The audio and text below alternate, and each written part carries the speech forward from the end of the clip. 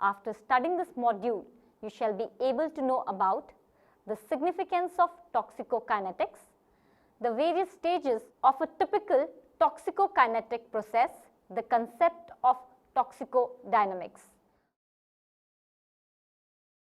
The explanation of the pharmacokinetics or toxicokinetics involved in absorption, distribution and elimination processes is a highly specialized branch of toxicology.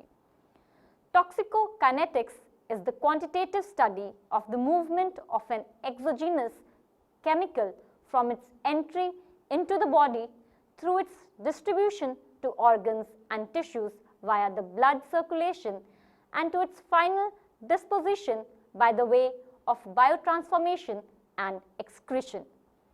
Toxicokinetics represents extension of kinetic principles to the study of toxicology and encompasses applications ranging from the study of adverse drug effects to investigations on how disposition kinetics of exogenous chemicals derived from either natural or environmental sources or xenobiotics govern their deleterious effects on organisms including humans.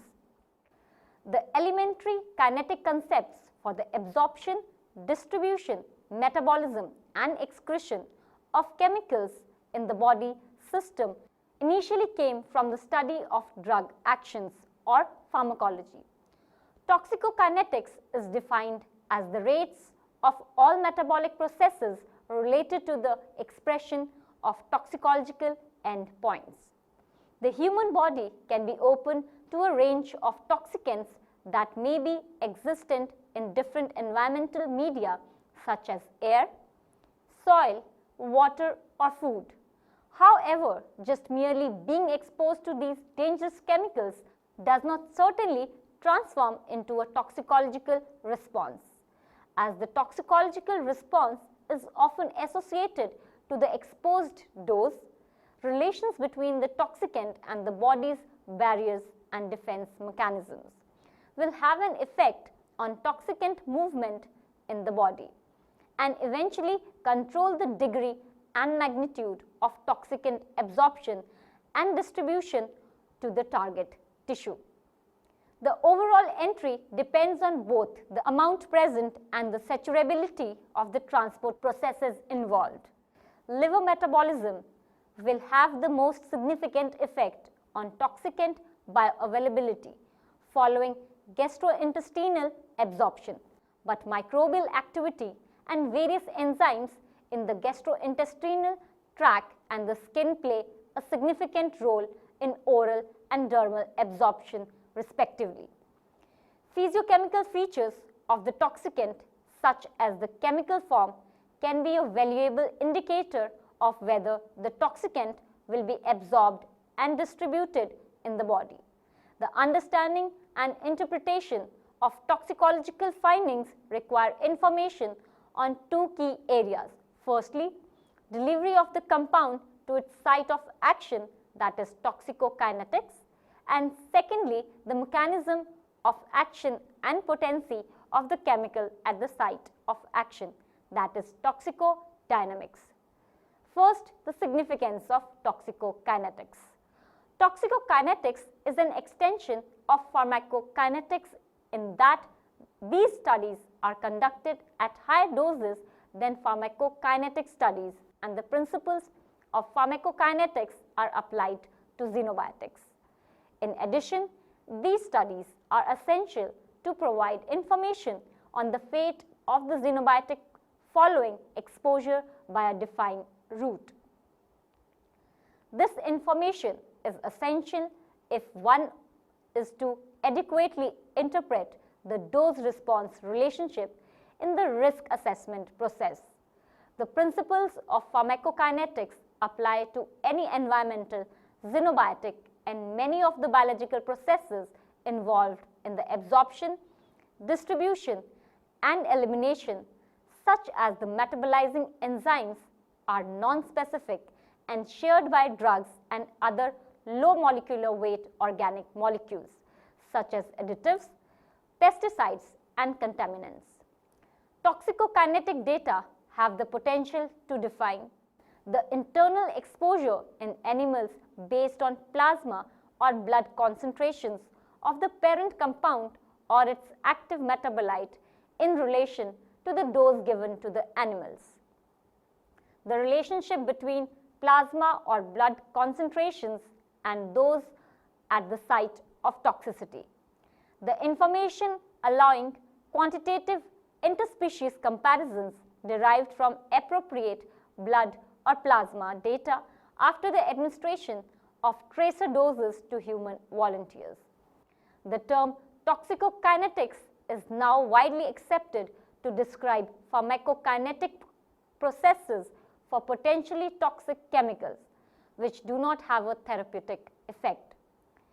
Toxicokinetics should also be considered to confirm appropriate exposure levels in different treatment groups. Toxicokinetic process includes following phases. First is absorption. Absorption is the acceptance of a constituent from the surroundings into the organism.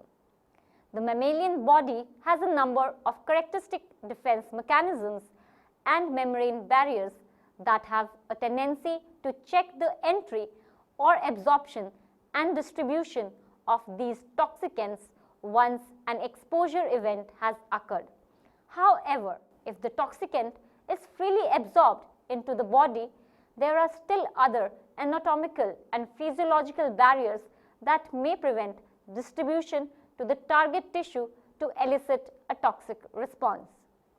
In order for a xenobiotic to reach its site of action, it must pass across various body membranes, that is, cells of skin, cells of lung, gastrointestinal tract, erythrocyte membrane, etc.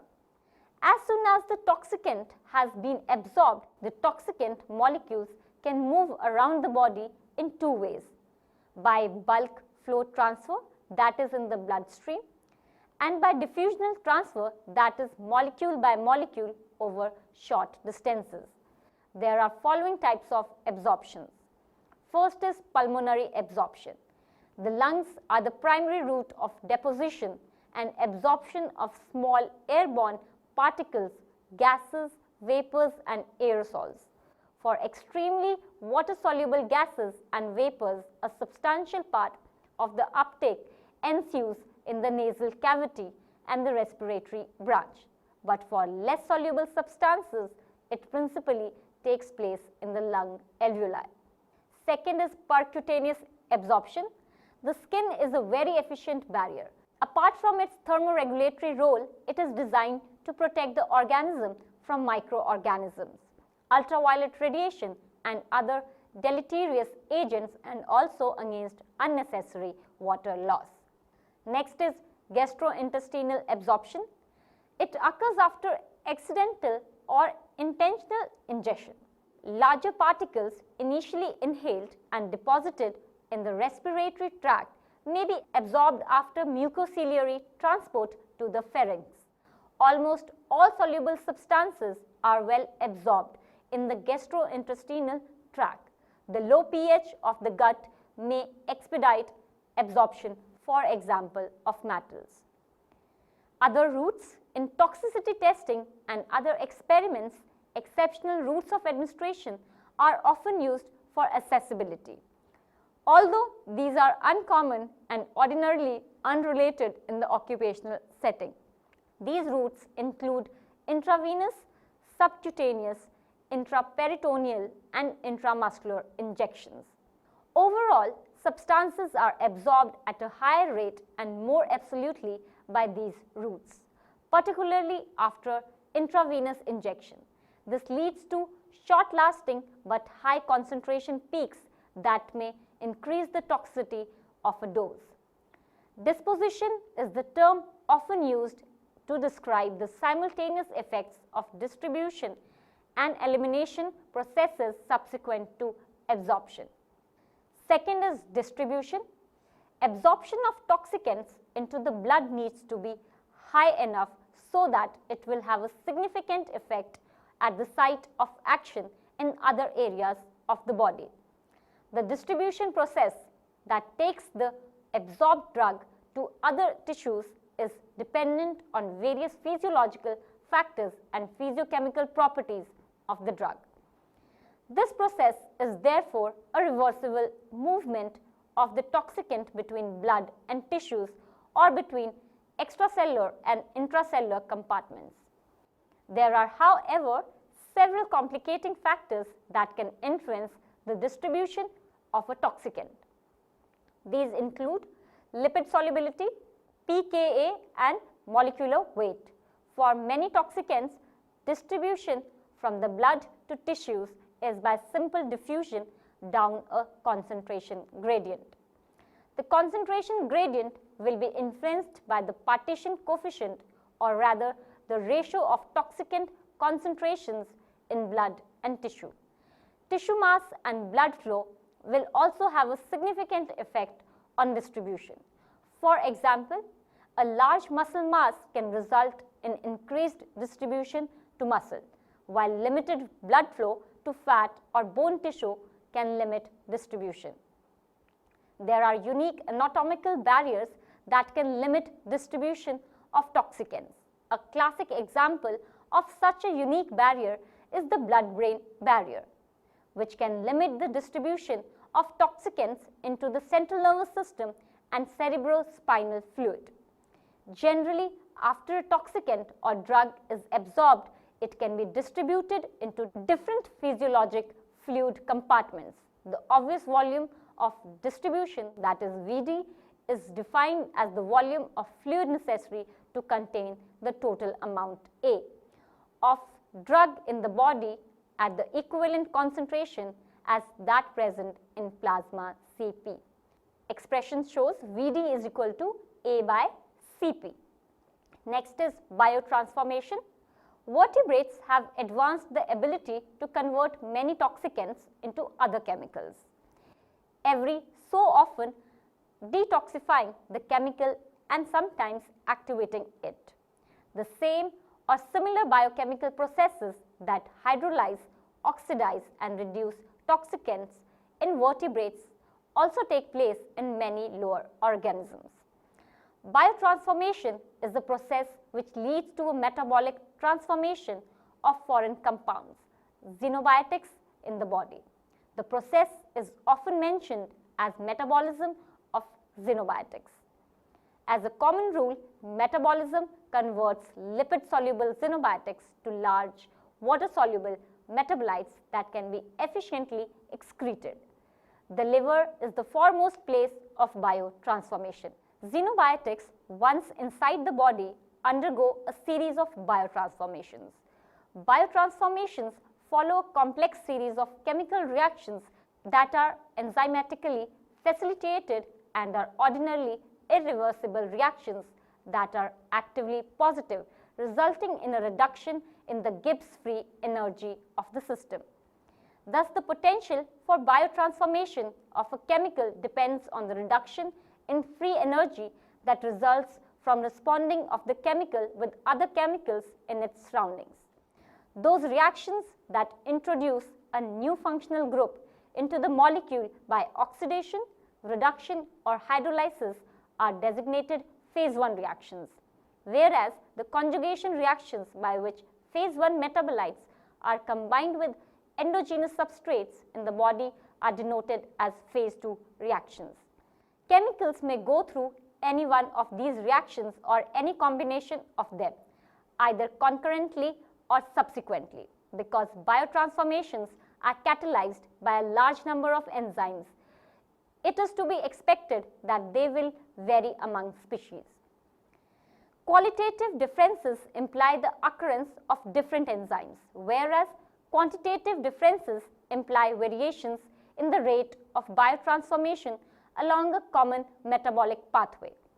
The differences resulting from variances in enzyme levels, in the degree of competing reactions, or in the competence of enzymes capable of reversing the reaction. Most biotransformations are detoxification reactions. Many oxidative reactions produce reactive metabolites. Next is elimination. The ability to efficiently eliminate toxic materials is critical to the survival of a species. The complication of toxicant elimination processes has increased equal with the increased complication associated with animal form. For unicellular organisms, passive diffusion can suffice for the elimination of toxic metabolic wastes produced by the organism. Three main routes of elimination culminate in the specialized organs of elimination: the liver, kidneys, and the lungs. The liver assists as a major organ at which lipophilic materials are collected from the blood, biotransformed to generally less toxic and more polar derivatives, and then eliminated into the bile. The kidneys balance the liver in that these organs accumulate wastes and other chemicals in the blood through a filtration process and eliminate these wastes in the urine. The respiratory membranes of the lungs are perfect for the removal of volatile materials from the blood into expired air. Next is renal elimination. The kidneys are the spots of elimination of water-soluble chemicals that are removed from the blood by the process of reverse filtration. Two characteristics are principally responsible for determining whether a chemical will be eliminated by the kidneys, or that is size and water solubility. Next is hepatic elimination. The liver assists many vital purposes to the body. It has a large volume to hold blood and thus helps as a blood storage site. The liver produces and secretes many constituents that are required for typical biological function. It purifies the blood from several endogenous and foreign molecules. It biotransforms equally endogenous and exogenous materials, decreasing their bioreactivity and assembling them from removal. It eliminates wastes and foreign chemicals through biliary excretion. Three of these functions occur coordinately in a method that makes the liver a chief organ of chemical elimination: chemical uptake from blood, chemical transformation, and biliary elimination of chemicals. Next is respiratory elimination. The lungs are extremely specific organs that function in the uptake and elimination of volatile materials, that is, gases. Consequently, the lungs can work as a major site for the elimination of chemicals that have a high vapor pressure. The functional unit of the lung is the alveolus. These small, highly vascularized membranous sacs function to exchange oxygen from the air to the blood uptake and equally exchange carbon dioxide from the blood to the air, that is, elimination. This interchange occurs through passive diffusion. Chemicals that are adequately volatile may diffuse across the alveolar membrane, resulting in removal of the chemical from the blood and elimination into the air. In addition to these major routes of elimination, several quantitatively minor routes exist through which toxic materials can be eliminated from the body. These include skin, mammary glands, hair, and sweat. Next is bioavailability. Bioavailability, the fraction or sometimes percentage of the administered dose that enters the general circulation as the parent compound. In the absence of pre-systemic clearance of first-pass metabolism, the fraction is 1. In oral exposure, pre-systemic clearance may be due to metabolism within the gastrointestinal content, gut wall, or liver. A low bioavailability may be due to poor absorption or first-order conditions, and the state of being capable of being absorbed and available to interact with the metabolic processes of an organism. Bioavailability is characteristically a function of chemical properties, physical state of the material to which an organism is exposed, and the capability of the individual organism to physiologically take up the chemical. First-pass metabolism will reduce the systemic absorption of the substance and instead increase the absorption of metabolites. This may lead to a diverse toxicity configuration. The bioavailability must be understood with the purpose of determining what dose will prompt the anticipated therapeutic effect. It will also clarify why the identical dose may cause a therapeutic effect by one route but a toxic or no effect by another. Next is toxicodynamics. Toxicodynamics is the study of the biochemical and physiological effects of toxicants and regulates their mechanism of action. Toxicodynamics is the process of interaction of chemical substances with target sites and the subsequent reactions leading to adverse effects. It states about the molecular, biochemical and physiological effects of toxicants or their metabolites in biological systems. These effects are consequences of the interaction of the biologically effective dose of the active form of the toxicant with the molecular target. Toxicodynamics can be used in combination with toxicokinetics in environmental risk assessment to determine the potential effects of releasing a toxicant into the environment. We'll conclude this module with the summary. Toxicokinetics is defined as the rates of all metabolic processes related to expression of toxicological endpoints. It is the method of the uptake of possibly toxic substances by the body, the biotransformations they go through, the distribution of the substances and their metabolites in the tissues, and the elimination of the substances and their metabolites from the body.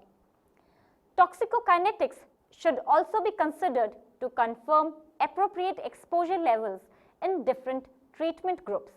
Under unusual conditions, facts on absorption, distribution, metabolism, and excretion. The absorption, distribution, and elimination of a drug are qualitatively similar in all individuals. However, for a number of reasons, the quantitative aspects may differ considerably. Each person must be considered separately and doses adjusted accordingly. Primary causes of admittance of toxicants to the human body are dermal, gastrointestinal, and respiratory. Extra routes come across in experimental studies contain intraperitoneal, intramuscular, and subcutaneous routes. When direct entry into the circulatory system is preferred, intravenous or intra-arterial injections can be used to bypass the absorption phase. Bioavailability is the fraction of the contacted dose that is relocated from the site of contact or administration into the common circulation or tissues. Toxicodynamics describes the mechanism by which a toxicant interacts with the target site.